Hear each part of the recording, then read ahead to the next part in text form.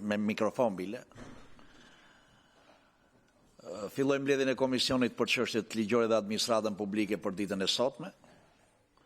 Kuorumi është i pranishëm për të vazhduar me çështjen që kemi sot në rendite, por fillimisht dua t'i urojmë mirëseardhjen rikthimin në komisionin për çështjet ligjore dhe administratën publike kolegës tona Ulona Bylykbashi.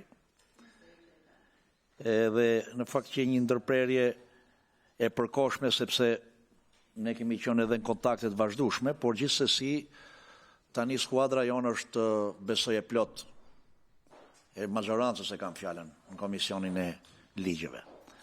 Pika e parë e rendit ditës është miratimi i procesverbaleve të datave 3, 12 dhe 15 dhjetor 2025. Keni vërejtje për procesverbalet? Nuk keni, atëherë kush është dakord me procesverbalet? Kundër s'ka, miratohen procesverbalet e mbledhjeve të komisionit të datës 3, 12, 15 dhjetor 2025. Pika e dytë e rendit ditës është shqyrtimi projekt ligjit për disa shtesa dhe ndryshime në ligjin numër 99/17, datë 19/5/2008, për parandalimin e pastrimit parave dhe financimit të terrorizmit të ndryshuar. Komisioni ynë është komision për dhënie mendimi. Relatore do të kemi kolegen Ulona Bylykbashi. Në fakt, nga Agjencia e Inteligjencës Financiare për të bërë prezantimin e këtyre ndryshimeve ka konfirmuar pjesëmarrjen zoti Ervin Koçi, drejtori i përgjithshëm, dhe zonja Entila Zyba, drejtore në drejtorinë e koordinimit dhe çështjet juridike. Zoti Koçi aktualisht është duke prezantuar projekt ligjin në komisionin përgjegjës që është komisioni për çështjet e brendshme, ndërsa ne do ta vazhdojmë prezantimin e këtij projekt ligji me zonjën Zyba e më pas relatoria dhe mbledhja do të jetë e hapur për pyetje dhe diskutime nga ana e kolegëve. Zonja Zyba, do t'ju lutesha shumë shkurt ku konsistojnë këto ndryshime që ju propozoni dhe cila që jetë domosdoshmëria e këtyre ndryshimeve. Pse po i marrim këto ndryshime në ligjin numër 99/17 të vitit 2008? Fjala është për ju.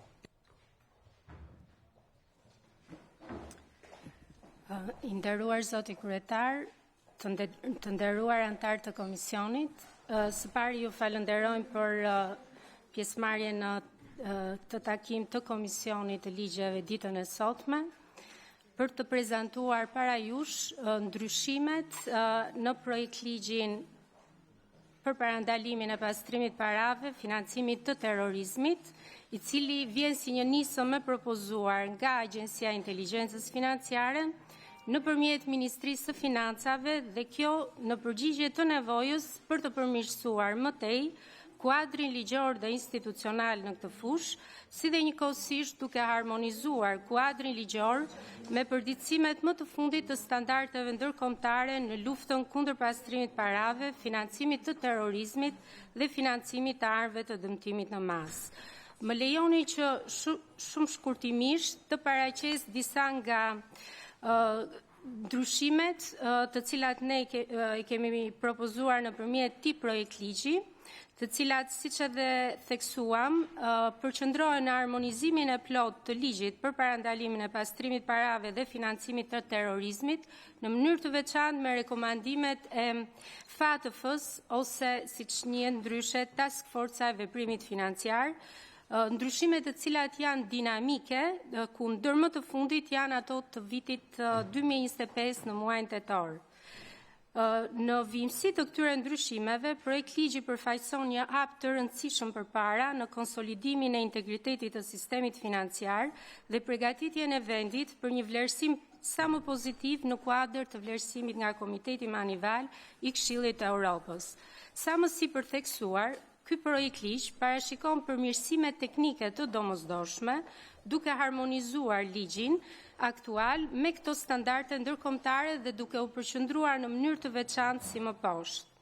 Së pari, një nga propozimet kryesore është përfshirja në ligj e konceptit të financimit të armëve të dëmtimit në masë dhe kjo në përputhje me rekomandimin 1 të FATF-s. Ky përkufizim i ri përfshin një gamë të gjerë aktivitetesh, nga sigurimi i fondeve deri tek ndërmjetësimi dhe transferimi i tyre për qëllime që lidhen me armët kimike, biologjike, radiologjike apo bërthamore. Përfshirja e këtij koncepti reflektohet në mënyrë horizontale në të gjithë ligjin, duke u integruar me detyrimet për marrjen e masave parandaluese, mekanizmat e kontrollit dhe në proceset e vlerësimit të rrezikut. Në të njëjtën linjë forcohet ndjeshëm qasja e bazuar në risk.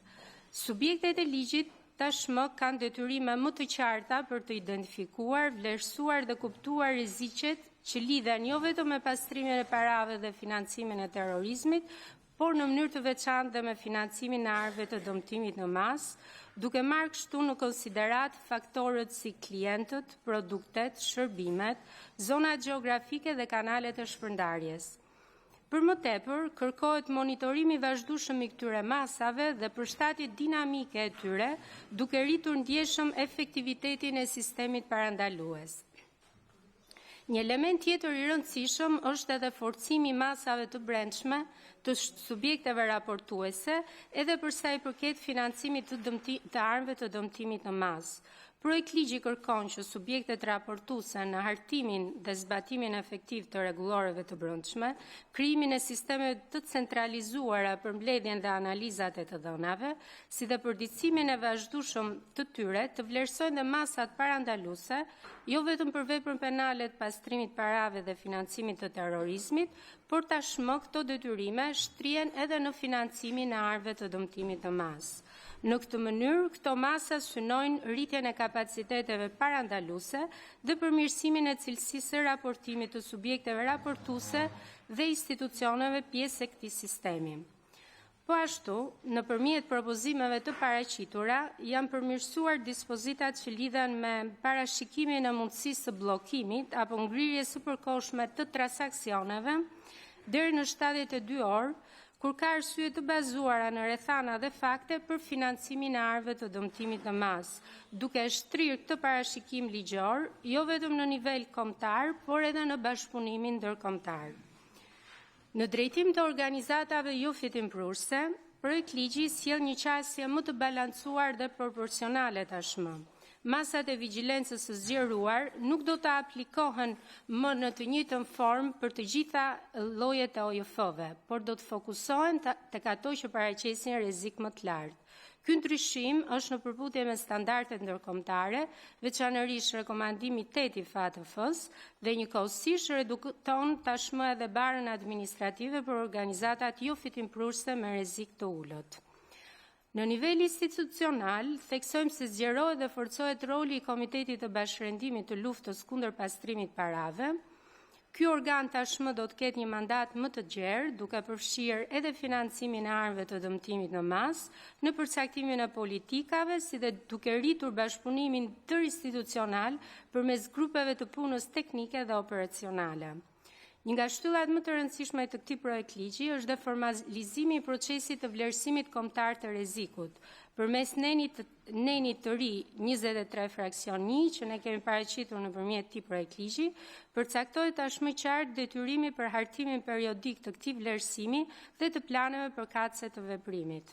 Ky proces do të koordinohet tashmë në mënyrë specifike nga Agjencia e Inteligjencës Financiare, do të miratohet nga Komiteti i Bashkërendimit të luftës kundër pastrimit parave dhe do të rishikohet të paktën çdo 4 vite, duke garantuar tashmë një mekanizëm të qëndrueshëm, të koordinuar dhe të bazuar në evidenca. Njëkohësisht, Agjencia e Inteligjencës Financiare i njihen më qartë edhe funksionet analitike dhe strategjike, duke mundësuar përdorim më të gjerë të dhënave dhe statistikave për identifikimin e trendeve dhe rreziqeve në fushën e parandalimit pastrimit parave, financimit terrorizmit dhe financimit të armëve të dëmtimit në masë. Të nderuar deputet, në përfundim të kësaj fjale, më lejoni të theksoj edhe një herë se ky projektligj përfaqëson një hap të rëndësishëm drejt forcimit të integritetit të sistemit financiar shqiptar, rritjes së transparencës dhe përmbushjes së detyrimeve ndërkombëtare të vendit. Projektligji konsolidon mekanizmat kombëtar për parandalimin e pastrimit parave, financimit të terrorizmit dhe financimit të armëve të dëmtimit në masë, duke bërë sistemi më efektiv, të qëndrueshëm dhe të orientuar drejt menaxhimit të riskut. Gjithashtu, projektligji kontribon në mënyrë të drejtpërdrejtë në harmonizimin e legjislacionit me standarde ndërkombëtare, në avancimin e procesit të integrimit evropian, duke theksuar rëndësinë e miratimit të këtij projektligji jo vetëm si një domosdoshmëri ligjore, por dhe si një hap drejt rritjes së besueshmërisë të kontrollit dhe efektivitetit të sistemit financiar të vendit. Ju falenderoj për vëmendjen. Po, faleminderit zonja Zyba, fjalën e ka zonja Bylikbashi.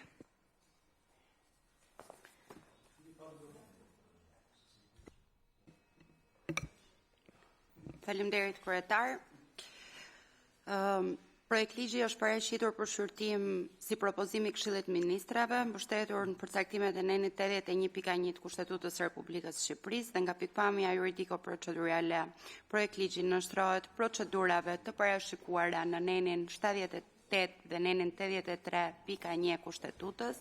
Nga pikpamja juridiko-formale procedurale, akti shoqërohet me relacionin përkatës sipas kërkesave të nenin 68.2 të rregullores kuvendit dhe miratimi i këtij projektligji kërkon një shumicë të thjesht votash në kuptim të nenit 81.2 shkronja A e Kushtetutës. Në aspektin kushtetues, projektligji respekton dispozitat dhe parimet themelore të Kushtetutës së Republikës së Shqipërisë, të cilët garantojnë të drejtën e pronës, të drejtën e lirisë ekonomike, sigurinë kombëtare, mbrojtjen e të dhënave personale, si dhe parimin e proporcionalitetit. Projektligji në këtë këndvështrim është në përputhje me nenin 11 të Kushtetutës, nenin 41 dhe 42 të Kushtetutës, nenin 17 të Kushtetutës dhe nenin 35 të Kushtetutës. Në vlerësimin e aspektit ligjor, gjykojmë se projektligji është hartuar dhe zbatohet në harmoni me kuadrin ekzistues ligjor, lidhur me objektin dhe kompetencat e Agjencisë së Pastrimit të Parave dhe rolit të tij në legjislacionin në fuqi, në përputhje kjo gjithashtu edhe me standardet ndërkombëtare. Në vlerësim të respektimit dhe zbatimit të së drejtës ndërkombëtare dhe europiane, ky projektligj synon për afrimin e legjislacionit kombëtar me rekomandimet e FATF-s, konkretisht me rekomandimet si vijojnë, me rekomandimin 1, vlerësimi i rreziqeve dhe zbatimi i rreziqeve mbi baza rreziku. Projektligji vendos theksin te vlerësimi i rreziqeve dhe zbatimi një qasje të bazuar në rrezik, duke shmangur aplikimin formal apo të përgjithshëm të masave dhe duke mundësuar një mbikëqyrje më efektive. Në raport me rekomandimin 8, organizatat jo fitimprurëse, rregullimi veçantë për organizatat jo fitimprurëse synon të parandalojë përdorimin e tyre për financime të paligjshme, pa cënuar misionin e tyre social dhe komunitar. Në raport me rekomandimin 10, vigjilenca e duhur lidhet me forcimin e detyrimeve për njohjen e klientit, ruajtjen dhe administrimin e të dhënave, duke shtuar sigurinë në marrëdhënie tregtare dhe financiare. Dhe rekomandimin 40, bashkëpunimi ndërkombëtar, i cili rrit aftësinë e institucioneve shqiptare për të shkëmbyer informacion dhe për të bashkërenduar veprimin me homologët e huaj, veçanërisht në kuadër të integrimit evropian dhe luftës globale kundër krimit të organizuar. Qëllimi i këtij projektligji është forcimi i kuadrit ligjor për parandaluar pastrimin e parave, financimin e terrorizmit dhe financimin e armëve të shkatrimit në masë. Përshtatja e sistemit me standarde ndërkombëtare, duke rritur besueshmërinë e Shqipërisë në raportin e bashkëpunimit me partnerët strategjik, rritja e transparencës dhe sigurisë në sektorin financiar. Projektligji nuk përmban dispozita që lidhen drejt për drejt me parafrimin e legjislacionit kombëtar me akit bashkimit evropian, përpasoj për të nuk parashikohet një vlerësim i nivelit të harmonizimit me legjislacionin e BE-s. Megjithatë, propozimet e parashikuara në këtë projekt akt mbështeten në programin politik të qeverisë 2021-2025 në angazhimet e shprehura në kuadër të Shqipëria e fortë si dhe integrimi evropian. Për sa i përket efektit financiar, zbatimi i këtij projektligji nuk pritet të sjellë efekte financiare shtesë në buxhetin e shtetit, pasi detyrat e parashikuara do të realizohen në kuadër të kompetencave funksionale ekzistuese të institucioneve përkatëse. Këto detyra do të përmbushen brenda kapaciteteve institucionale dhe kufive buxhetor të miratuar. Për zbatimin e këtij projektligji ngarkohet Agjencia e Inteligjencës Financiare si dhe autoritetet mbikëqyrëse dhe subjektet e ligjit. Në përfundim, dua të them se ky projektligj përmbush të gjitha kriteret e kushtetueshmërisë, ligjshmërisë dhe është tërësisht në përputhje me interesin publik, prandaj do ju ftoja ta votonet. Faleminderit. Faleminderit zonja Bylikbashi. Tani pyetje nga kolegët nëse ka, dhe pastaj në fazën tjetër diskutime nëse do të ketë. Nga opozita e ka kërkuar fjalën për pyetje deputeti Sajmir Koreshi. Kështu të bëjmë të dyja me që është kryetar, si e gjykon? Ti bashkohesh? Jo, për mua s'ka asnjë problem të bashkohen dhe të dyja bashkë, e rëndësishme është na kuptojnë Po, patjetër. të tjerët. Përshëndetje, në lidhje me projekt ligjin fjalë, te pjesa e pyetjeve është ju keni shtuar në mënyrë absolute njëherë serinë e ngarkesave për gjithë për noterët, bankat e tjerë më radhë. Pyetja lind, jo se kjo nuk ka qenë më parë. Për shifrat veçanta, kontratash veçanta, noterët e kanë pas detyrimin që të deklarojnë. Patjetër dhe bankat e kanë pas deklarimin që mbi 10 milion lekë të vjetra, përveç se kërkoni burimin e fitimit, po dhe ti deklaroni të pastrimit të parave. Tani, ju theni që do rregullojmë, po çaiku, sepse ka një problem shumë të madh me çaiku. Dhe këtë do ta them diskutimin tim. E dyta,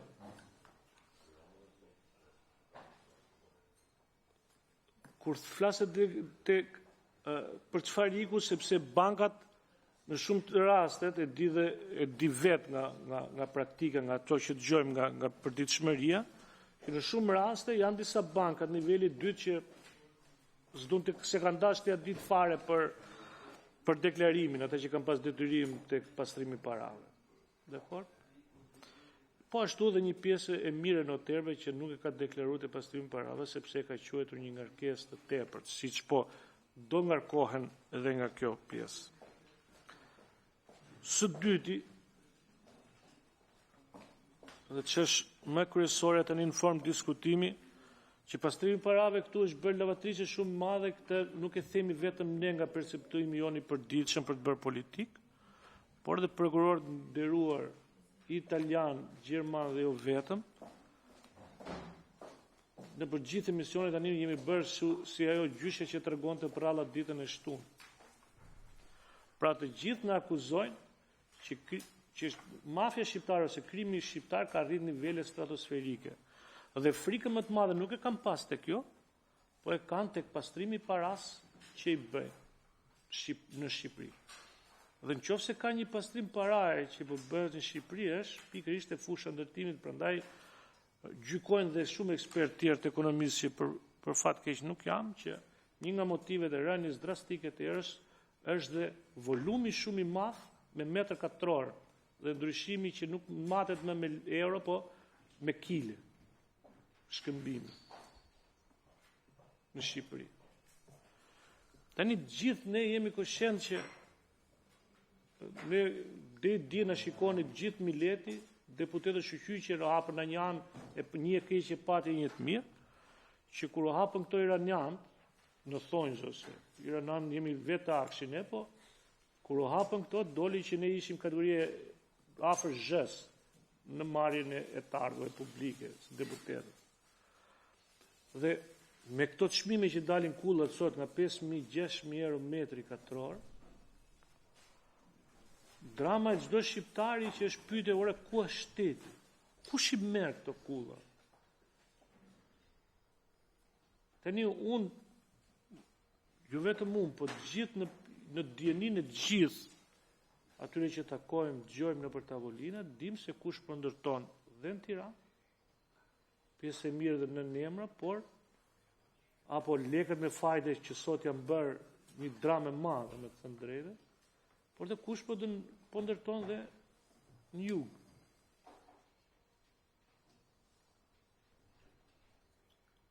Si veproni ju pastrimin e parave në këtë rast, sepse keni të famshëm me 72 orë, që edhe kjo letë evazive, se ju s'keni një procedurë ligjore të menjëhershme që mund të merrni në gjykat, nuk parashikon që to bestafullar ligji, të paktën në dienin time.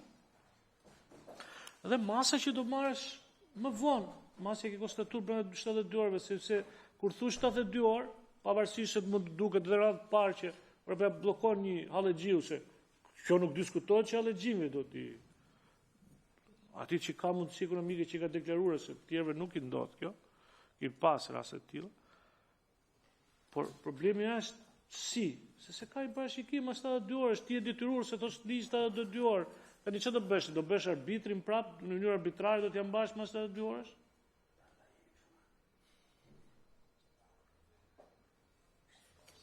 Kjo.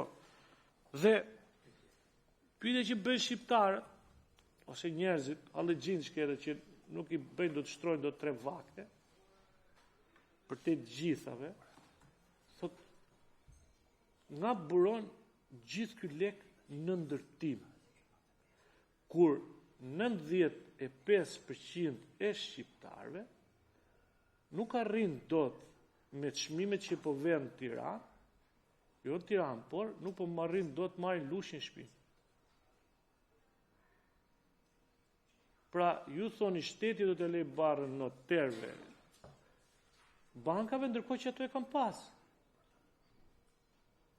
Po që ka niku, për shumë se kemi mira kontrata dhe njerës, se thamë përshë ato taksit kërçane e shkë gjyna, palet gjesht, s'kisht ishte me qera, mos, mlodhëm gjithë të njëne, ku do vej, se iku dhe nga detyra që kushtet e paguj qeran, thamë një të shkeda. Kur del palasa e shkeda me robë banjo, me dolëm vilet. Të një kësaj që di bende, kësaj pune, se si kjo ka shumë e shumë të tjerë. Tot pastrimit parave, me këtë do merë, me këto që do vinë tani mas këtij ligji, apo do ketë dhe një shikim gjithë se pse nuk ka mundësi kjo që qa ka iku të kontratat e gjitha, se ne dim që nga 2013 janë çdo gjë online, apo jo, të Ministri e Drejtësisë, ndoshta edhe çik më herët, besoj, që të gjitha kontratat sot janë, po çe pengon këtë pjesë, dhe pse nuk janë zbulueshmëria? A ka kapacitet kjo ndërmarrje, tash se po e quaj ndërmarrje, me verifiku kaq volum kontratash dhe kaq të ardhurash financiare? Sepse po të shikosh dhe një gjë tjetër që është shumë, ndoshta në gjykimin tim është e rëndësishme, ndoshta për nuk e di se të kanë vështrim, por pjesa dërmuese e të gjithë këtyre objekteve ka një problem nëse shikon origjinë, se gjithë kanë bërë me kontratë porosie fillimisht. Dhe këto kontratët e porosisë, shumica e njerëzve i ka dhënë dhe me lek në dorë, pra me lek cash. Nuk i ka deklaruar kurrë këto lekë. Kur vjen punët e kontrata, o i mbajnë shumë gjatë dhe ke shumë apartamente në emër ndërtuesve që rrinë akoma si të pashitura, pa deklaruara, pikërisht për efektin sepse tani e do noteri lekën në bankë, ose kalon ato 10 milionëshën e fundit e noteri, që gjë kontratë shitje se aq ka ngelur sipas aktit të premtimit shitjes, po në të vërtet nuk bie sinjali tek ju, të ndërmarrja juaj për një efekt, se shumë e vogël e finale që bëhet e kontrata shitjes. Kaq kisha faleminderit.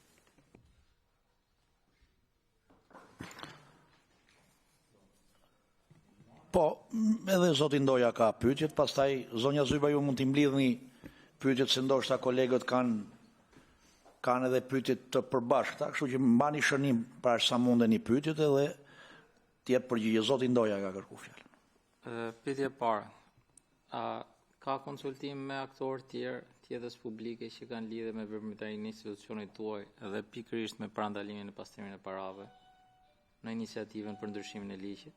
Konsultime, si më thonë, ose është bo bisedë. E dyta,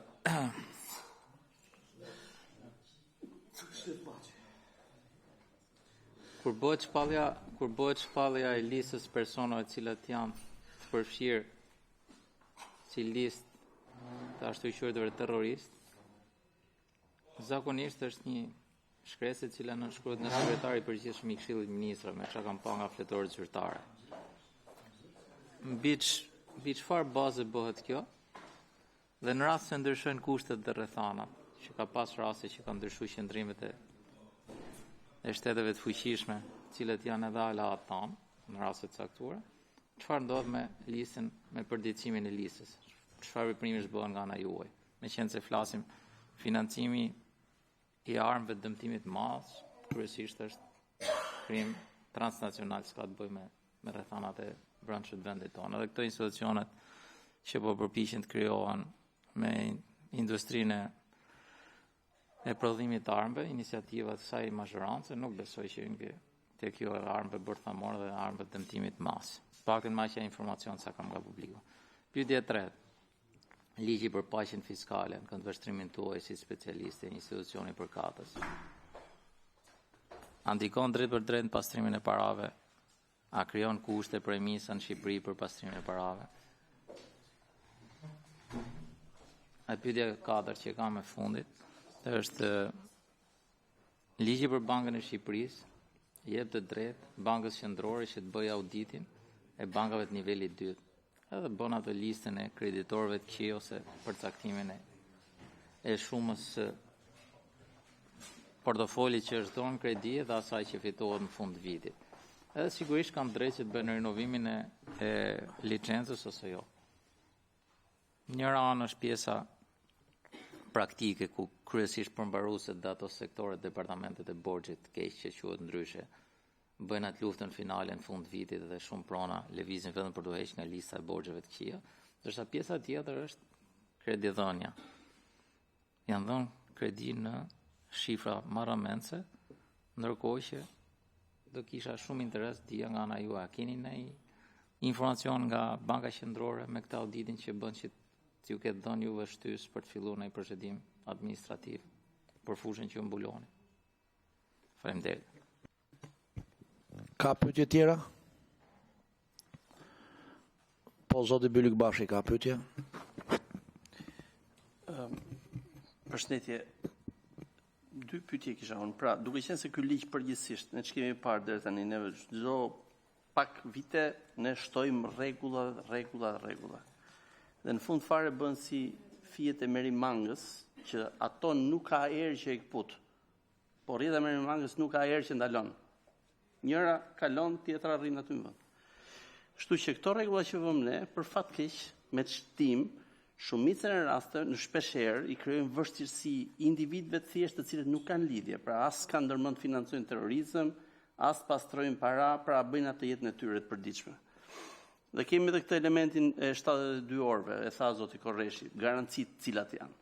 Pra qasja është e kontrollit dhe represionit, po ne jemi absolutisht dakord me rekomandimet që bën FATF-ja, por ajo që ndodh është që janë individ ata të cilët nesër përballen me të gjithë sistemin e ngritur, shtrëngim këtu, dhe mund edhe të mos gjejnë të drejtën e tyre kur kjo u shkelet. Supozojmë për shembull 72 orë që kalon dhe nuk ka një mekanizëm për ta hequr atë. Dhe një bank vazhdon e mban atë, apo dikush tjetër apo një noter vazhdon dhe operon pa garancira. Pra ne japim thikën dorë të mprehur institucionit, por nuk japim garancinë atij që pa të drejtë, jo me të drejtë, dëmtojnë. Pra kush janë garancitë që parashikohen, sepse po flasim për cënim të drejtash të njeriut.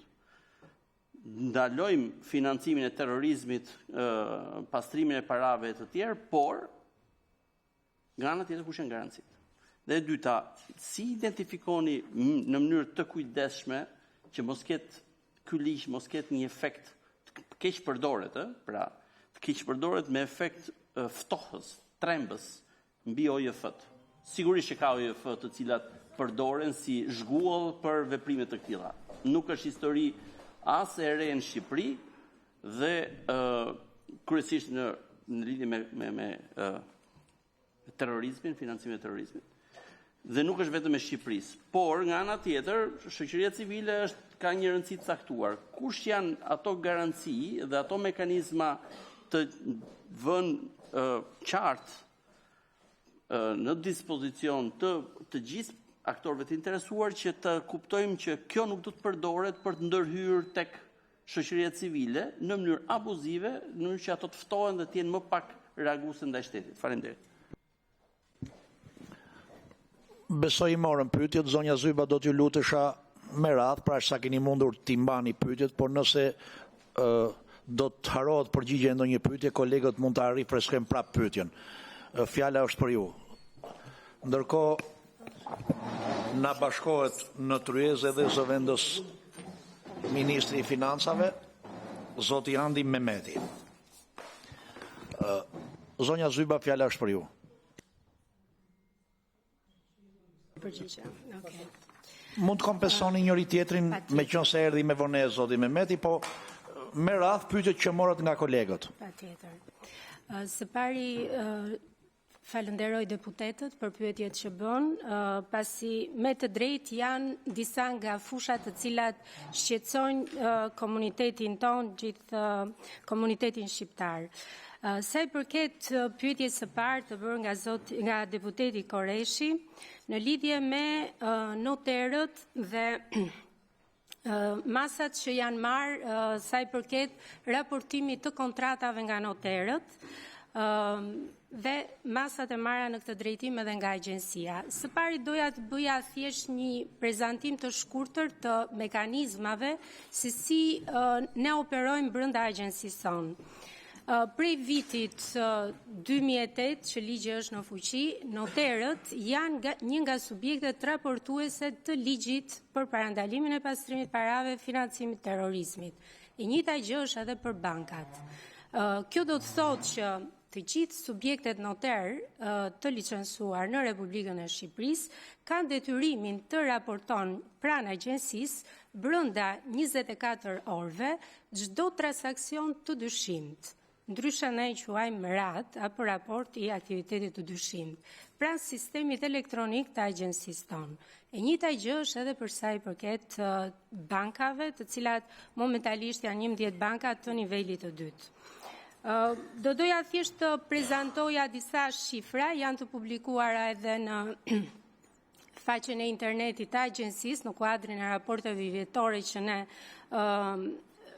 publikojmë çdo vit, dhe pikërisht për subjektet noter për vitin 2025 kemi të raportuar RAD apo raportet e aktivitetit dyshim në shifrën 486 raportime, ndërkohë nga bankat rreth 750 raportime të aktivitetit të dyshim.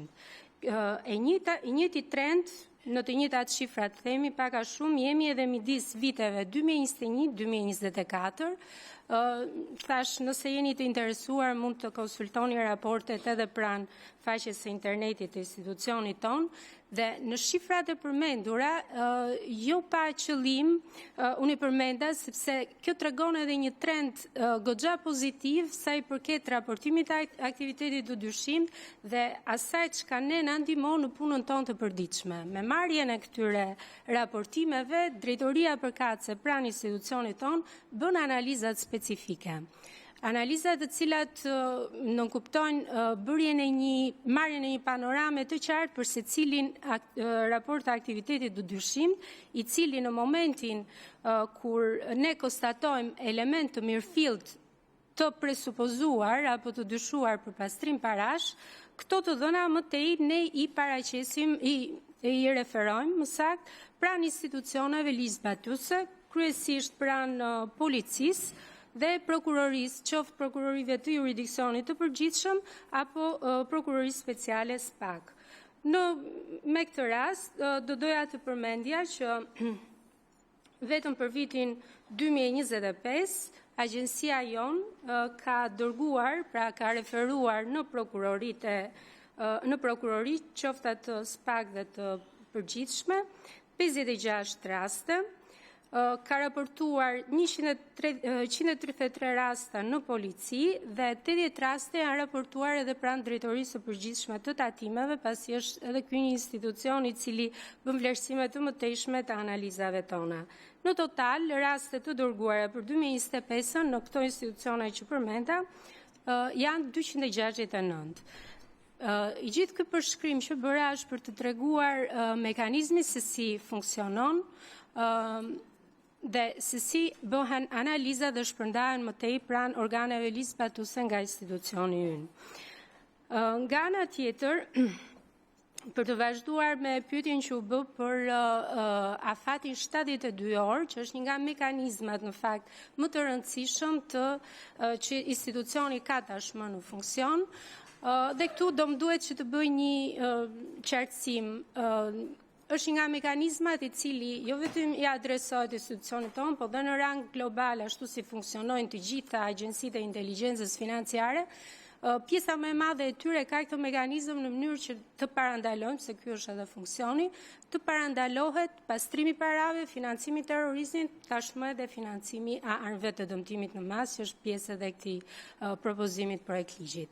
Brenda gjithmonë ky lloj bllokimi bëhet kur ka dyshime dhe fakte bazike të cilat na orientojnë ne drejt një pastrimi të mundshëm të pastrimit parave.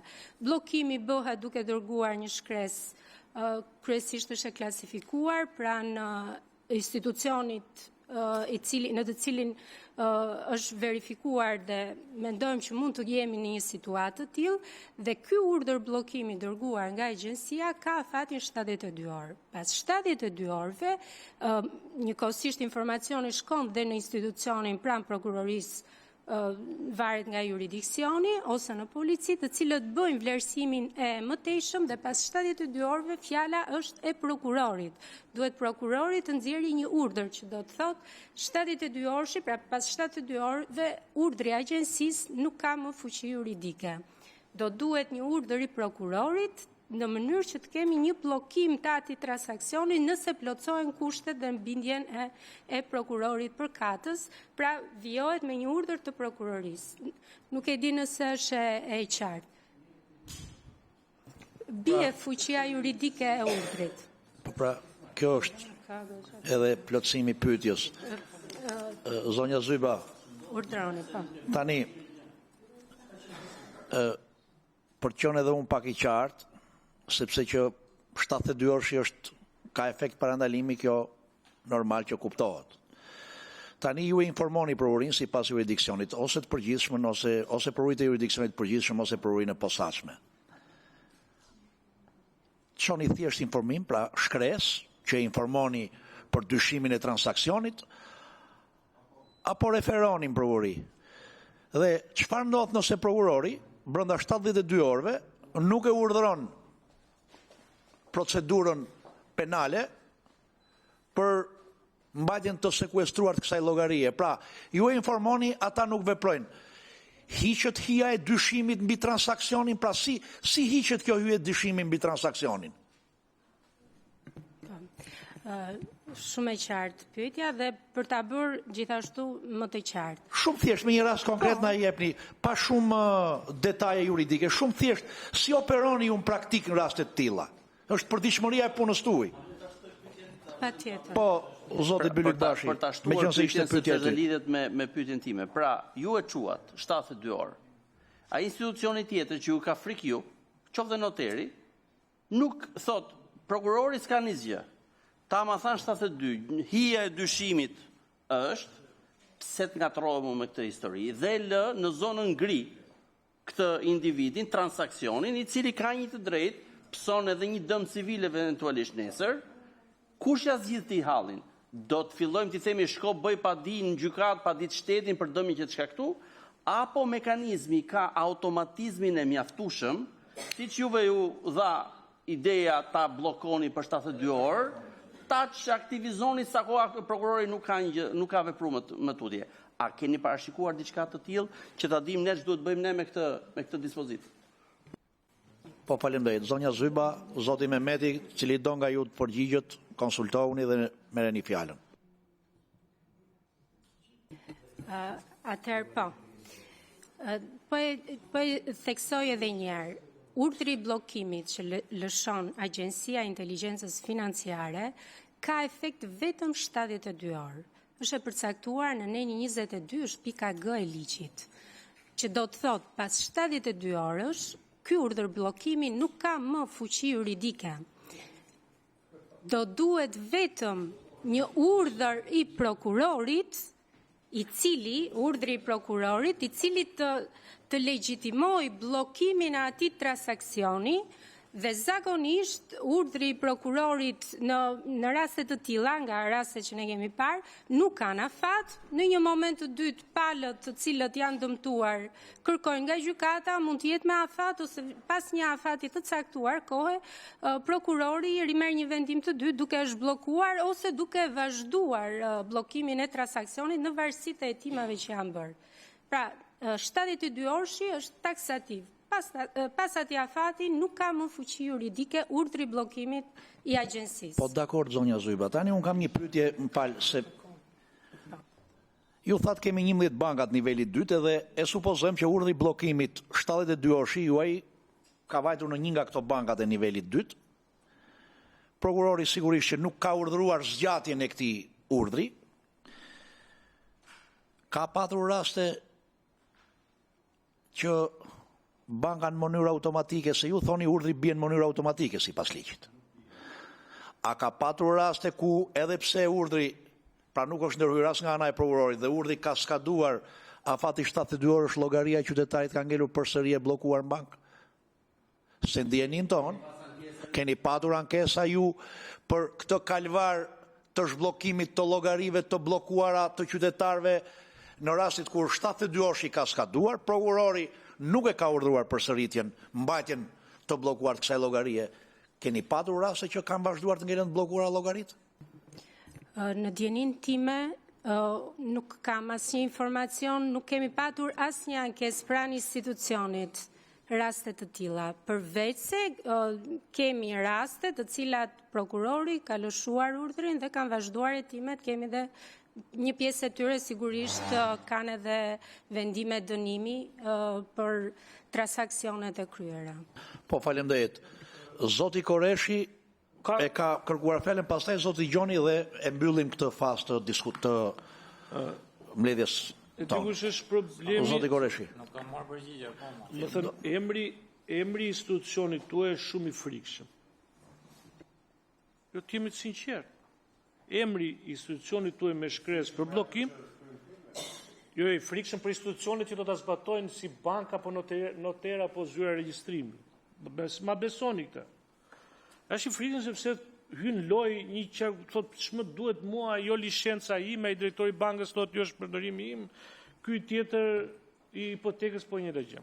Unë do të tregoj një rast që po deshet të hap me emër, pastaj po për efekt dhënash personale nuk po që kam trajtuar vetë, po tek ju pastrimi parave, dikur i dënuar e këtij me radhë, nga ana ju është vënë sekuestro, jo konfisim, sekuestro. E di që ka bërë zyra regjistrimi?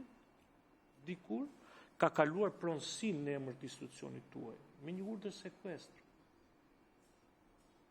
Tashi, jam gjopra, po në momenti që bëhet kalimi pronësisë nga individit në agjensinë tuaj, për ta zhbër duhet vendim gjykate, nuk ka më akt administrativ për zhbërjen e saj.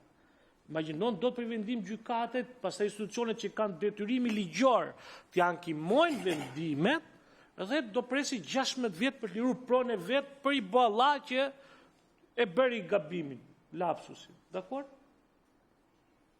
Po di një ngul numër, ai thotë nuk e bën këtë, thotë se dakor të thotë ligji për 72 orë. Do të them dhe gjë tjetër, ligji për regjistrimin e pasurive, datë shkruaj fundi 20 po dhe të gjithë me radhë, kishte drejtë bllokimit 30 ditë dhe automatikisht binte çdo urdhër bllokimi nëse nuk kishte një sigurim pa dije nga gjykata. Dakor? Asnjë nuk e heq nga zyra regjistrimit apo ASHK-ja sot, asnjë nuk e heq në mënyrë absolute, edhe pse ligji parashikon 30 ditë. Do të thënë nuk ka një sigurim pa dije. Është çmenduri, se gjykata kur jep sigurim pa dije se mendon 100 herë, se ka parashikon 193 shikojtë civil, edhe një regjistrim në kërkesë pa dije, që është një më e lehtë se sa sigurimi pa dije, që i takon çdo njeriu dhe prap zyra regjistrimit nuk e heq në momentin që vë kufizimin. Dhe sot gjenden urdhra mbi 12 vjeçar, që regjistruesi kur shikon thotë që ka kufizim këtu. Si ka kufizim këtu? 30 ditë pra shiko ke vendim gjykate, ke gjë, rishikohen gjithë akte, s'man përgjithësi, po thotë po jam merrni një keleshe, jam merrni një kontroll nga Ministria e Drejtësisë, jam merrni këtu, un pastaj më heqi urdhër. Dhe kjo është problemi që themi gjithë për 72 orë, sepse o do ketë urdhër juaj specifikisht dhe ne do ta shtojmë aty që duhet dilni ju me një vendim që kjo e ka fuqin vetëm 72 orë. Dhe nëse nuk pasohet me një vendim prokurori, ky urdhër do bjerë, pra që të jetë një lloj mase shtesë që të regjistrohet. Sepse lënë kështu, tani do presim drejtorin tuaj ne tani kur t'japi një shkresë, jo nuk e kemi me të sekuestro. E kjo nuk shko. Me thënë, është shumë problem, ma besoni se emri institucionit tuaj është i frikshëm të këto lloj kategorish, pra noter, zyrregjistrimi dhe bankat nivelit 2. Faleminderit. Po, faleminderit zoti Mehmeti fjalën, pastaj do vazhdojmë me pyetjet e zotit Ndoja, sepse deputeti thotë s'ka marrë përgjigje për pyetjet. Jo të mbaroj zëvendës ministri, zoti Jon. Se nuk po e kuptoj thelbin e pyetjes, 72 orë që është i përkohshëm. Është masë parandaluese, e përkohshme që bie automatikisht në qoftë se nuk merren masat më të mëtejshme nga Agjencia e Inteligjencës Financiare. Po pra, po tani rasti që i referohesh ti, nuk e di unë në cili rastet sa vite ka. Ajo mundem mbaroj? Mundem mbaroj pastaj ashtu. Kështu që është edhe në bazë të kërkesës task forces dhe praktikave ndërkombëtare që praktikohet në shumë vende të tjera, është menduar e nevojshme që të jetë 72 orë, që të lejohet agjencisë mjaftueshëm koha për të bërë analizën e vet. Pastaj, siç është e parashikuar, nëse s'ka fakte për mëtej, bie automatikisht në të ndryshme i çohet institucione përkatëse. Ky është sqarimi. Zoti zëvendës ministër, besoj që ju e dëgjuat pyetjen dhe unë nuk kuptoj çfarë nuk u kuptua. Nuk besoj që ne jetojmë në Danimark në këtë moment, bashkë. Qoftë gjithë si komision, bashkë me ju ose në të dy. E dim shumë mirë se çfarë do thot administrat e këtij shteti. Të themi që erdhi me ferman nga FATF-ja dhe ne e marrim dhe implementojmë si në Danimark, do të thotë që ne jemi për këtë punë këtu. Të paktën ne ky krau këtej.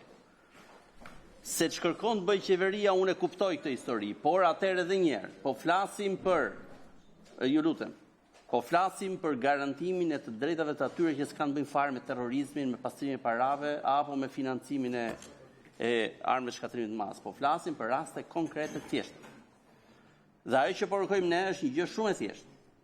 Ky automatizmi në parim ligjor, gjithë e dim, e kemi kuptuar që kur kemi bërë shkollën.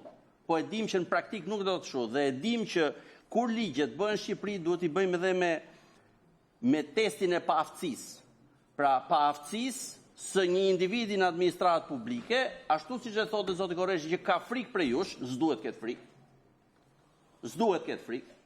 Jeni thjesht një agjenci shtetërore, bëni punën tuaj, ata bëjnë punën e vet, po me testin e paaftësisë, sa e kupton ai vet ligjin që do zbatoj pastaj. Dhe shtot, ç'më duhet mua? Dhe e lë atë individin me një dëm caktuar që mas 10 vjetësh e fiton kundër shtetit ai. Tani pyetja është, a keni një mekanizëm të thjeshtë që pa ja lënë aftësisë dhe paaftësisë së këtyre individëve që zbatojnë ligjin me frikën tuaj, ta tërheqin, pra ta çaktivizojnë atë pa patur nevojë që t'i thuhet shko dhe kërkoj një shkresë tek agjencia, shko në gjykat, pyet njerë prokurorin, or një gjë fare thjesht. A në momenti që brenda 72 orësh, po themi 72 orësh është i nevojshëm. Mirë. Brenda 72 orësh prokurori nuk e nisi procedimin, ky si garantohet që është i pastër. Këtë mekanizëm kërkojmë neve. Pra mos t'ju lëm as diskrecionit tuaj, as diskrecionit noterit, bankës e tjerë me radhë, apo dhe të prokurorit. Mbaroj 72 orë si funksionon. Okej. Po, zoti Mehmeti. Shkurtimisht dhe pastaj nivel teknik është zonja për të përgjigjur. 72 orë i nderuar, siç u thash, është praktik ndërkombëtare që kërkohet edhe nga direktivat e Bashkimit Evropian. Kështu që dhe në atëherë 72 orë i biem dakord që duhet të jetë 72 orë. Në rregull, unë ju shpjegova që ky mekanizëm bie në mënyrë automatike nëse nuk merren hapat të mëtejshëm nga agjencia. Pastaj për pjesën teknike mund t'ju shpjegoj zonja, po besoj ju përgjigja pyetjes që pata. Po, zonja Zyba. Po, vetëm një sqarim. Një sekond, ta ngjoj edhe një përgjigje zonja Zyba se kam të lutem. Të lutem. Zoti zëvendës ministër. Po s'ka përgjigje tjetër. Unë kërkoj si nën kryetar, më fal. Të lutem. Si nën kryetar i këtij komisioni, zoti kryetar, si nën kryetar për procedurë, kërkoj që nga ministri, jo nga zëvendës ministri, kërkoj respekt të shqetësimeve që ngrejmë ne këtu. Mundet mos bjerë dakord, po jo të thotë që të të bëj të, se neve jemi të UFO, e di qeveria, e di zëvendës ministri se kush është çështja. Zoti Gjoni, lutem se Po, Tani, o zoti Gjoni tani, Kludëm, më fal, se po përpiqemi më fal, të marrim po, një, të të qemi një qartësojmë zgjidhje, për një pyetje po, që e të kemi të gjithë shqetësim ja, mund ta gjejmë një zgjidhje. dhe në fakt, edhe përgjigjen kemi në dorë vetë se ligji është në tryezën tonë. Po, pra, mund ta korrigjojmë. Kludëm, zoti Atëhere, Gjoni, ligji është tryezën tonë. Po pra se Është mund tu. të bëjmë Dhe po i amendim kërkojmë ne si një agjenci e komision. zbatimit ligjit, një gjë që në fund të ditës kur të marrojmë e kemi në dorë ta rregullojmë. Atëherë faleminderit zoti kryetar. Të lutem, nëse ke zoti Gjoni për pyetje, Po, pra, sepse ka për pyetjen, pra. presim të marrin përgjigje për pyetjet edhe zoti Ja, pra, Ndoja për pyetjen. edhe kolegët e tjerë për pyetje. Nisur nga ajo që sapo shtjellove juve zoti kryetar, duke qenë se komisioni ka tagrin për të ndërhyrë në këtë dispozitë ligjore, ka një rregullim të cilët mund t'i sqarojë të gjithë palët. Dhe thuhet, mas kalimit të afatit 72 orë, institucioni i pastrimit të parave i çon shkres bankës, subjektit ose institucionit i cili ka vendos është brenda afatit. Po, dhe të lirohen e gjithë numri i llogarisë dhe bankës. Si? Po është më keq. Po, atëherë të thuhet, në rast se nuk ka ashtu, me kalimin e këtij afati, Damian, me kalimin e këtij afati, automatikisht lirohet. Po, duhet... Po pra, po. Tani, zoti në Gjoni, rastin- po, ju lutem, shiko, edhe diskutimi, pavarësisht se ka vlerën e vetë edhe ky diskutim juridik që bën. Sepse në fundit gjitha propozimet që janë në këtë projekt ligj janë rekomandime të FATF-s dhe i vetmi detaj teknik që ne duhet t'i japim një zgjidhje është afati 72 orësh i bllokimit të llogarive për efekt aty ku ka dyshime të arsyeshme. Gjë që mund ta zgjidhim nga pikpamja juridike. Gjithë pjesa tjetër e propozimeve ne besoj për pak ditë do të kemi një mision të FATF-s në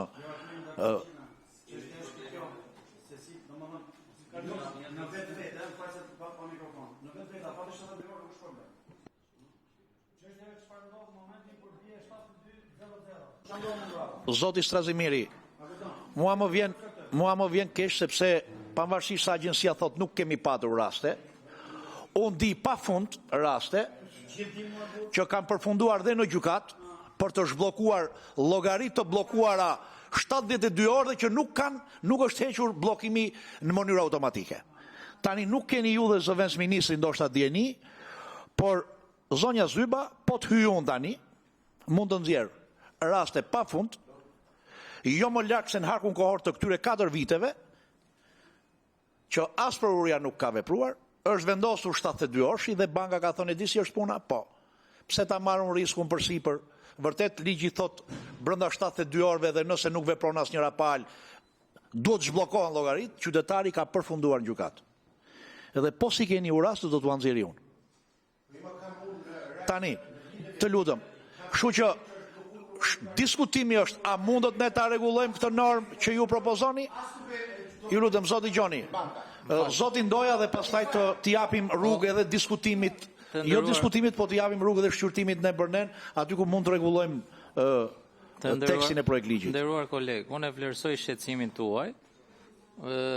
Përfaqësuesja e institucionit thotë që s'ka raste, faktikisht ka raste në praktik. Këtu kemi problem me zbatimin e ligjit, jo se ligji mungon ose ka kundërthënies në rastin konkret. Pra afati 72 orë është i prerë. Institucioni përkatës duhet që bankave të nivelit 2 t'ju çojë shkres dhe t'i thotë për gjitha rastet e kësaj natyre, ligji thotë këtë gjën. Pse kërkojnë ata? Nga frika e kërkojnë sepse pavësia dhe analfabetizmi aktiv, sidomos në institucione, ka rrit deri në atë gradë sa që ne pyesim veten a duhet ndryshojmë ligjin për gjë që është e shkruar. Është si puna e Gardës Republikës në seancën e kaluar. Del ministri e jep përgjigjen e juristit të Gardës, ndërkohë që deputetët kanë një ligj përkatës, po ka dhe ligj Garda Republikës e tjerë me radhë, se ka konceptin fare se çfarë do të thotë status deputeti. Kështu që lutem jep përgjigjen atyre pyetjes se ligjin këtë rast është i qartë, pavësia në zbatimin e ligjit nga institucioni apo nga bankat nivelit 2 është problemi i cili rregullohet me shkresë, me qarkore që kanë është ligji i qartë për mua. Lutem ato pyetje që të bëra për paketën fiskale, për bankat ato. Faleminderit zoti Ndoja, ju lutem telegrafisht përgjigje për pyetjet e zotit Ndoja, ka kërkuar fjalën zoti Strazimiri dhe do kalojmë pastaj në shqyrtimin e projekt ligjit. Po, Të lutem shumë shkurt, pyetjet e zotit Ndoja. Falemderit edhe vërtet është e nevojshme sërish të sqarohet. Ju me të drejtë dhe keni qenë prokuror të nderuar, e dini shumë më mirë procedurat dhe ju e theksuat që këto llogari bankare ka një urdhër sekuestrimi. Këtu bëhet edhe ndarja. Agjencia e Inteligjencës Financiare nuk ka kompetencë të nxjerrë urdhra sekuestrimi. Thjesht nxjerr urdhra të përkohshëm për pezullimin e përkohshëm ose ngrirjen e përkohshme të transaksionit 72 orë. Për të sqaruar më tej, pranë agjencisë ne kemi rregulla të qarta, kemi rregullore të brendshme, gjithashtu të vëna në dispozicion gjithë subjekteve raportuese, qoftë ato bankare, qoftë noterëve dhe subjekte të tjera raportuese të ligjit, të cilat i udhëzojmë dhe i orientojmë se si duhet të veprojnë në situata të caktuara, e njëjta edhe për urdhrat e bllokimit.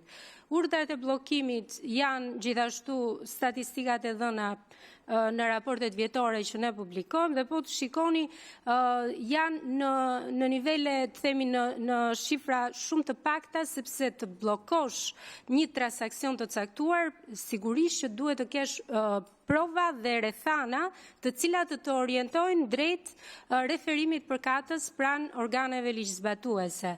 Dhe në këto raste, siç edhe theksova në fillim, bëhet bllokimi i transaksionit është në çdo rast i përkohshëm dhe pas 72 orësh të gjithë subjektet raportuese janë të informuar që ky urdhër nuk ka më fuqi juridike.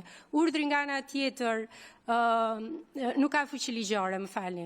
Nga ana tjetër, urdhri është, për informacionin tuaj, është i klasifikuar, nuk është urdhër publik, urdhër i cili mund të themi të jetë pjesë e procedurave të çdo punonjësi të bankës apo të një noteri, pra në varësi të situatës së krijuar, por urdhrat janë të klasifikuar, kanë efektin 72 orësh dhe pas 72 orësh ato e humbasin fuqinë e tyre juridike dhe ligjore nëse nuk kemi një urdhër apo një vendim nga gjykata për sekuestrimin e atij transaksioni të caktuar. Kjo është në vija të përgjithshme. Nëse doni ti kthej përgjigje edhe zotin Ndoja. Gjitha pyetjeve pra, por zotin Ndoja kanë fjalën unë. Në lidhje me listën e shpalljes të financuesve të terrorizmit, gjithashtu ju falenderoj për pyetjen e bërë, sepse kjo është edhe një nga, të themi, temat e kryefjala në botë sot, jo vetëm për listat e të shpallurve financues të terrorizmit, por kryesisht edhe entitetet apo subjektet të cilët shpallen në kuadër të direktivave të Bashkimit Evropian. Sa i përket listave të financuesve të terrorizmit, agjencia ka tagër në bazë të ligjit 157 për masat kundër financimit të terrorizmit për përditësimin e listave. Faktikisht procedurat që ne ndjekim janë shumë strikte, ne nuk mjaftohemi tek një shkresë që vjemi në dieni nga sekretari i përgjithshëm, pra nga kryeministria me miratimin e vendimit të Këshillit të Ministrave, por në mënyrë permanente çdo ditë ne konsultohemi me listat e shpalljes nga rezolutat e OKB-s. Në momentin që kemi një listë, një emër i cili futet në listën e të shpallurve, automatikisht bëjmë përditësimin e listave, cilat i vije në dispozicion gjithë subjekteve raportuese dhe njëkohësisht janë të publikuara në faqen e internetit të agjencisë. E njëjta gjë është edhe për listat dhe entitetet, subjekte dhe entitetet të cilët ne në mënyrë frekuente marrim informacion sa i përket direktivave të Bashkimit Evropian në këtë fushë.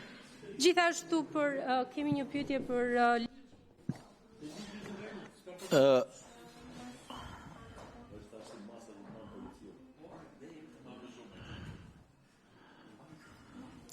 Po, faleminderit. Zoti Strazimiri o zoti Ndoja. Po çfarë përgjigje ke për të marrë? Po, e do marrësh përgjigje. Po, edhe do marrësh përgjigje dhe u sqarove ti. Të lutem. Po, dakord, fjala për zonjën Zyba.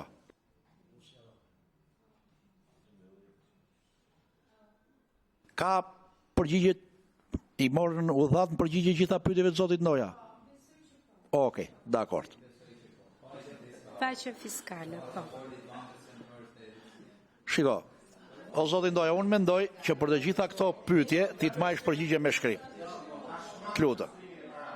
Zonja Zyba, mund t'i merrni përgjigjet e zotit Ndoja, një pyetjet e zotit Ndoja, dhe përpara se sa të shkojmë në seancë plenare ditën e njëjtë, ju mund t'i sillni përgjigje edhe me shkrim zotit Ndoja, sepse ka të bëjë edhe me raportit të dhënat e Bankës Qendrore, të bankave të nivelit 2, pra është një informacion më i gjerë që kërkohet. Nëse nuk e keni këtë informacion sot. Gjithsesi zoti Mehmeti e ka kërkuar fjalën për. Edhe këtë pyetje që bëm ne për rastet. Edhe për këtë rastet ta marrim si statistikat e qeverisë ju. Edhe për rastet e 72 orëshit mund të sillni përgjigje me shkrim. Gjithsesi zoti Mehmeti nëse keni diçka për të shtruar. Okej, shkurtimisht kemi ardhur për projektligjit, por megjithatë në respekt të pyetjes. Me sa kuptoj është pyetje për paqen fiskale nëse janë marrë masa që ndikojnë në parandalimin e pastrimit parave. Në këtë kuadër besoj ishte edhe pyetja? Ju nuk ishit prezant kur u bë pyetje, po ta bëj pyetje.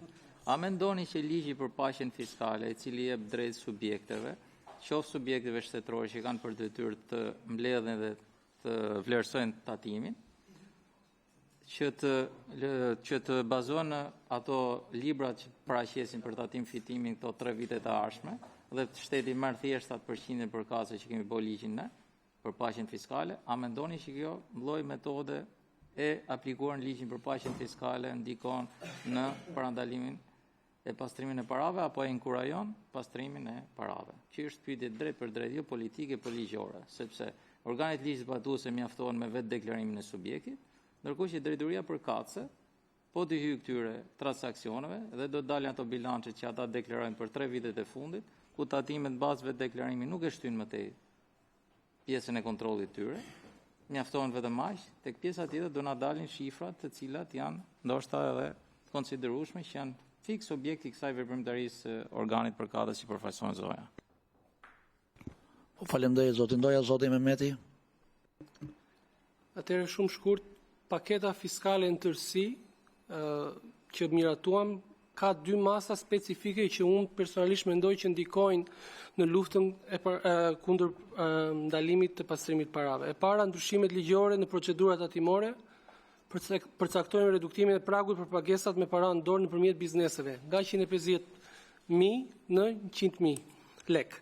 E dyta, gjithashtu është vendosur për herë të parë një prag prej 500.000 lekësh për transaksionet në ndërmjet individëve dhe të vetpunësuarve dhe tregtarëve. Këto janë nisma që janë mbështetur nga shoqatat e ndryshme, por dhe nga Banka e Shqipërisë e tjerë. Të dyja këto nisma mendoj që ndikojnë në luftën kundër pastrimit parave.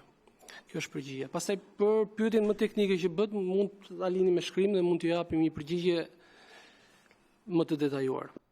Po faleminderit zoti Pyetja Mehmeti. shumë e thjeshtë. Pra, bilancet, librat e llogarive që subjekti ka drejt 3 vitet e fundit që t'i deklarojë në mënyrë të njëanshme. Na e sillni përgjigjen me shkrim, meqense se kërkon edhe nivel teknik. Kjo është ideja. A ndikon pastrimin e parave në Shqipëri apo jo? Kaq është shumë e shkurtër. Ju si organ e ligjzbatuese tatimore thjesht bazonin librat atyre pa goti përqindje deri këtu e lini. Institucioni përkatës ka ndonjë procedurë për këtë gjë? E mendon se është handikap ligjor kjo? E parandalon pastrimin e parave apo lë hapësira për ndodhi gjë aty? Kaq është pyetja. Po faleminderit zoti Ndoja, zoti Strazimiri, keni një koment apo e lat gjatë diskutimit në mbërnen? Kam një kërkesë. Po. Një kërkesë drejtuar gjithë kolegëve, zoti kryetar.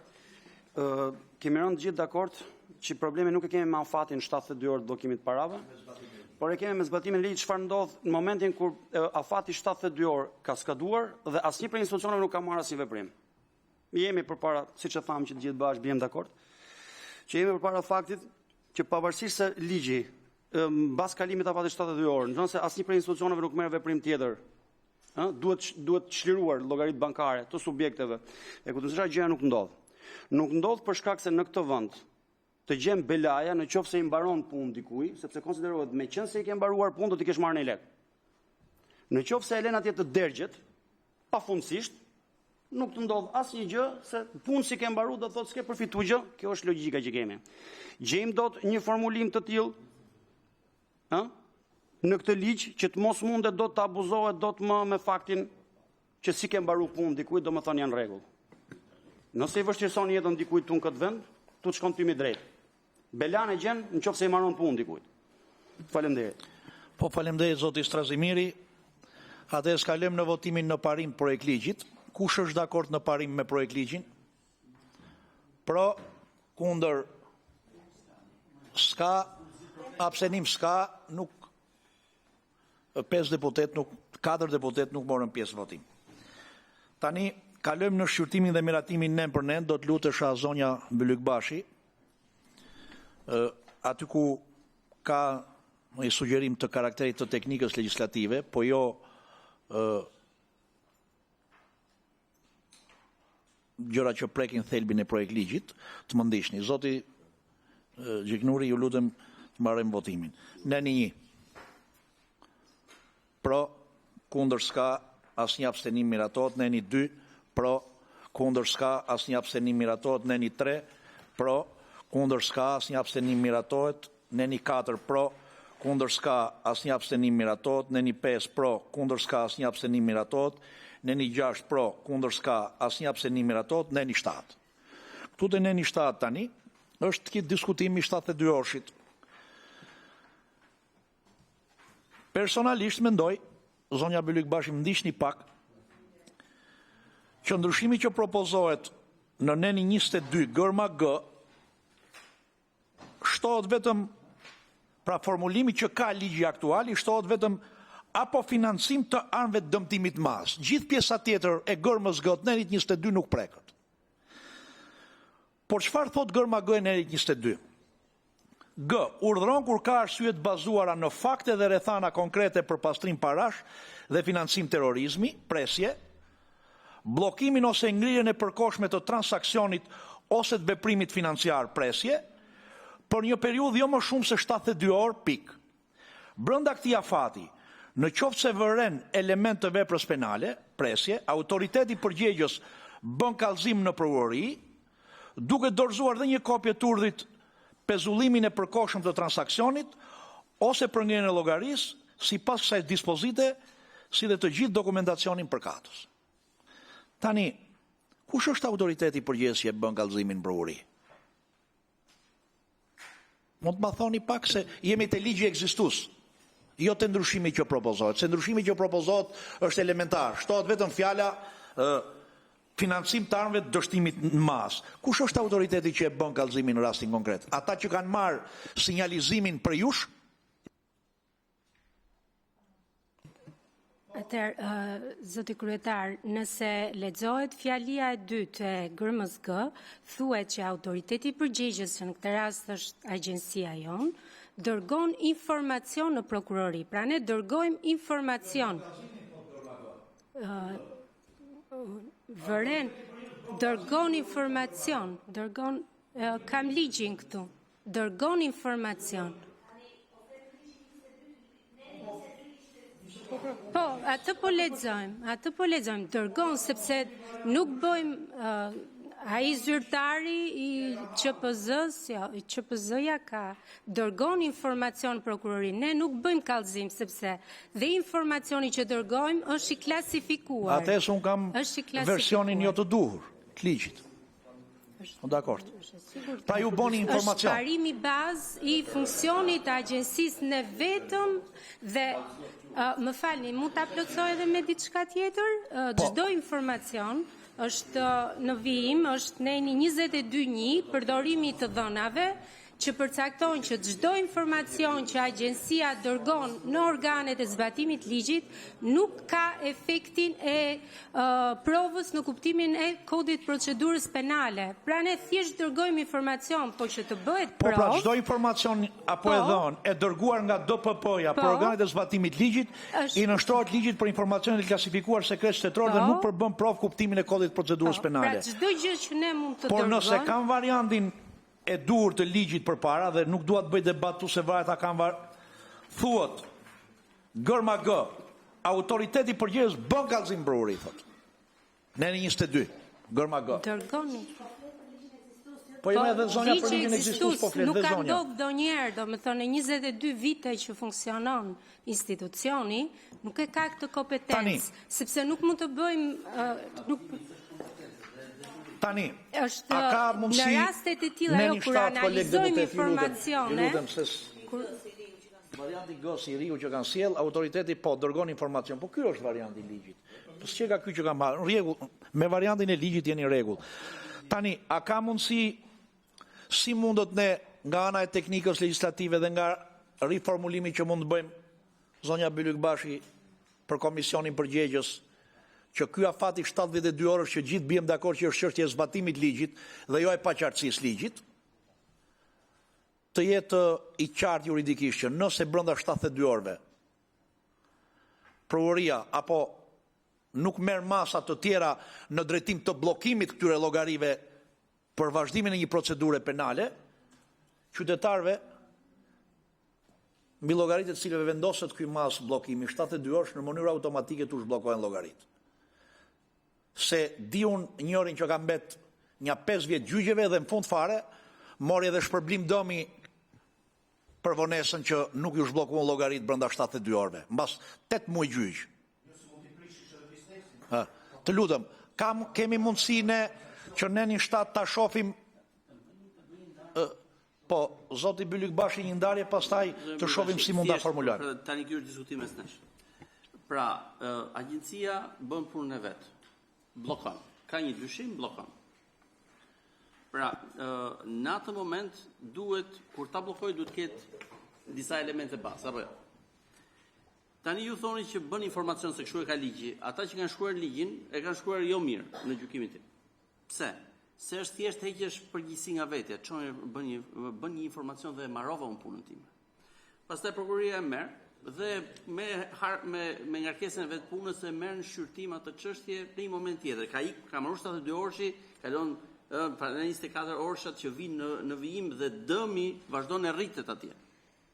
Tek personi që s'ka lidhje fare me problemin, as financim terrorizmi, as pastrim parash, as financim armësh dëmtimin mas.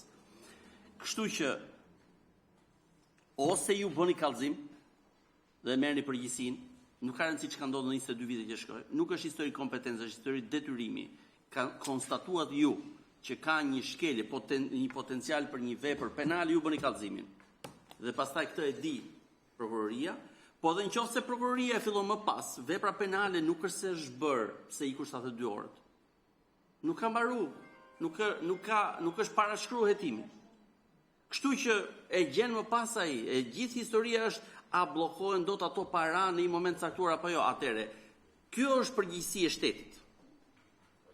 E bashkëveprimit mes organeve, zbatimit secilit të pjesës vet, jo e qytetarit. Barrën e provës qytetari ja hodhi shteti me ligj, megjithëse si rregull është në të kundërt, por në këtë rast kemi pranuar gjithë. Barra e provës në këtë moment i kalohet paktën për 72 orë ti qytetarit. Si? Ti do presësh sepse ne kemi pak punë me këtë që dyshoj. Mbas kësaj, ai është qytetar i lirë i Republikës së Shqipërisë. E përjedhoi ose shteti bën detyrën e vet, ose shteti mban përgjegjësi edhe penale për mosbërinë apo për shkaktimin e dëmit. Sepse mbajtja pa të drejtë për te 72 orëve nga banka, nga noteri apo zyrtari tjetër publik është përdorim detyre së paku. Dhe së paku kjo mund thuhet aty. Mbajtja për te 72 orëve pa patur X veprim përbën këtë lloj vepre penale. Dhe ta zgjidhin ata që kanë frikë nga ju kot. Ndërkohë që duhet të kenë frikë nga zbatimi i ligjit. Të ketë drejtën të mbrohet, të ketë një mekanizëm mbrojtje e qytetarit që s'ka lidhje me këtë, se kujti ha miza në kësul, se ka bërë terrorizëm ose financim terrorizmi, e di ai hallën vet. Do t'i lërë ai gjurmën, do t'i gjej prokuroria ato, jo juve.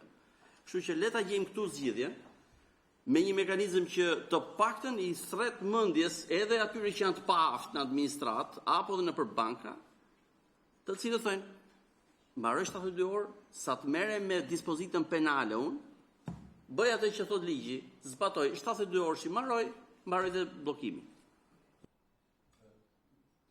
Në logji të kësaj që tha Erdi, E njëjta situatë është në lidhje me bankat me drejtorinë e tatimeve. Çfarë ndodh? Pa njoftime, pa shkresa, pa asgjë, i çojnë bankës një urdhë pa i thënë subjektit. Dhe çfarë ndodh? Ti shkon për të bërë transaksionin dhe gjen llogarinë e bllokuar. Dhe në rastin konkret, banka, megjithse juve ose subjekti ka realizuar pagesën, banka nuk e liron numrin e llogarisë derisa të vi shkresë zyrtare nga tatimet. Pra që merr edhe një 2 javë tjera kohë për të shku në pozicionin më pashëm për shkak të mekanizmit që krijohet midis tatimeve dhe bankave. Dhe bankat janë të frikësuara nga institucionet e tatimeve, nga institucioni i pastrimit të parave dhe institucionet e tjera financiare. Dhe në mënyrë më absolute nuk veprojnë. Për gjithë të ngërç duhet një mekanizëm i cili ligji e ka të përcaktuar, por bankat dhe institucionet e tjera nuk e aplikojnë. Atëherë, të gjejmë një mekanizëm ose një shtesë që mund të rregullohet në mënyrë që të jepet përparësi. Të lutem, ato mekanizmin po diskutojmë. Po pra. Edhe diskutimi që bëjmë ka të bëjë thjesht dhe vetëm me faktin që si mundet që në zbatimin praktik të këtij ligji, të këtij neni, institucionet mos ja pasojnë topin njëri tjetrit. Kjo është e gjitha. Pse e kemi këtë shqetësim? Unë të paktën di disa raste. Unë të paktën di disa raste. Që duke qenë se natyra e këtyre bllokimeve lidhen me financimin e terrorizmit, aktiviteteve, se nuk bëhet fjala thjesht, nuk po flasim për qytetarë të cilëve në momentin e parë u bllokohet 72 orë transaksioni dhe janë qytetarë. Nga frika se mas 72 orëve zhbllokojmë, heqim bllokimin e një llogarie që mund të rezultojë më mbrapa me probleme të financimit terrorizmit dhe kështu me radhë, institucionet pasojnë topin tek njëri tjetri. Po në fakt tu penalizohen dhe qytetarë të zakonshëm. Tani kemi një mekanizëm ne zonja Bylikbashi, ne mund ta mendojmë këtë përpara deri kur t'i çojmë Komisionit Përgjegjës dhe sugjerimin, bashkë edhe me agjensinë të gjejmë një mekanizëm ku të themi për te afati 72 orësh, nëse autoritetet nuk kanë autorizuar veprim procedurën sipas GRMSG, të ketë filluar çështje penale, të ketë kallëzim nga autoriteti përgjithës, e kështu me radhë, llogarit në mënyrë automatike të zhbllokohen. Transaksioni të zhbllokohet. Pra duhet gjejmë një formulim që të jetë edhe në harmoni me gjithë ligjin që ne diskutojmë sot. Thjesht gjitha palët duhet kemi shqetësimin të adresojmë këtë problematik, edhe ju si agjensi, edhe ne. Se gjithë bijem dakord që të forcohen dispozitat sa i takon terrorizmit, armëve shkatrimit mas dhe kështu me radhë. Janë detyrime që ne i kemi marrë, angazhime që i kemi marrë.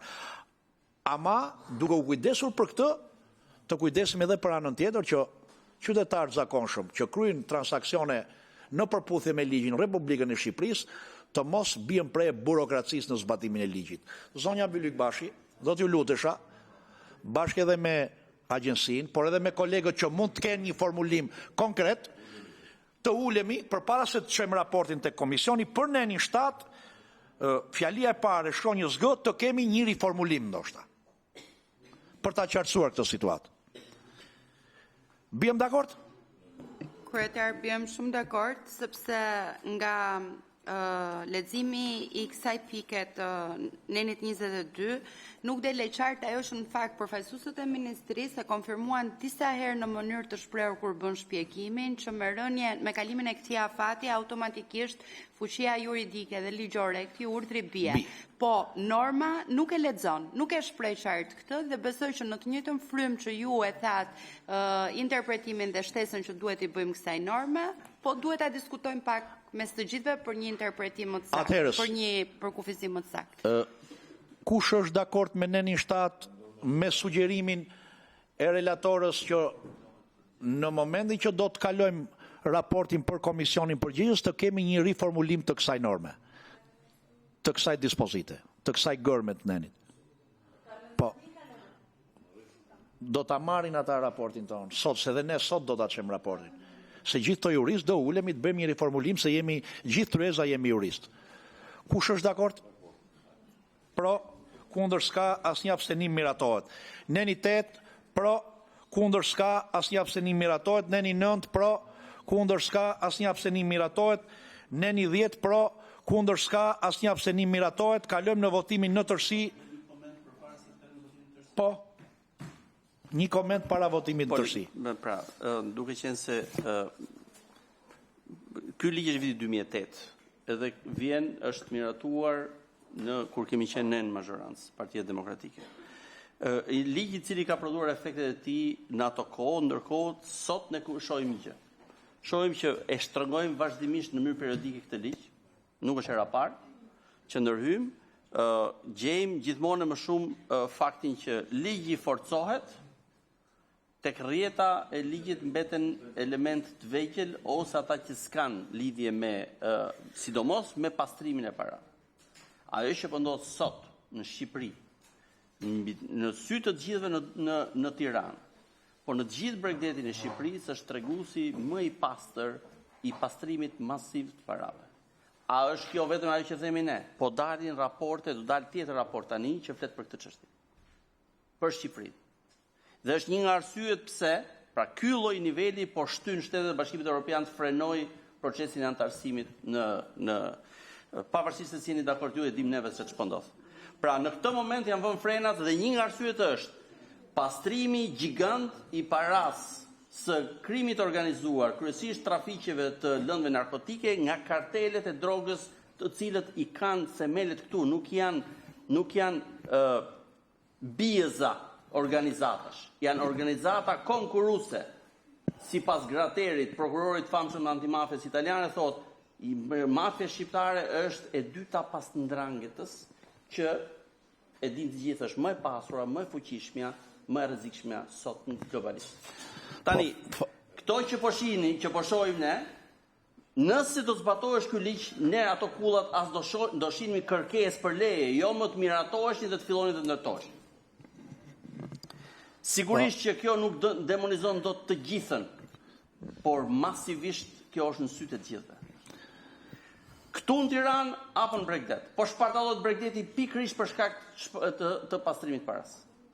Dhe pastrimi paras duke është pastrim paras të emigrantës të cilët i mbajnë në përxhepa para të zezë dhe arrin dhe bëjnë këtë lloj volumi ndërtimi. Pra ky ligj në vetvete nuk e prodhon as të ndryshime.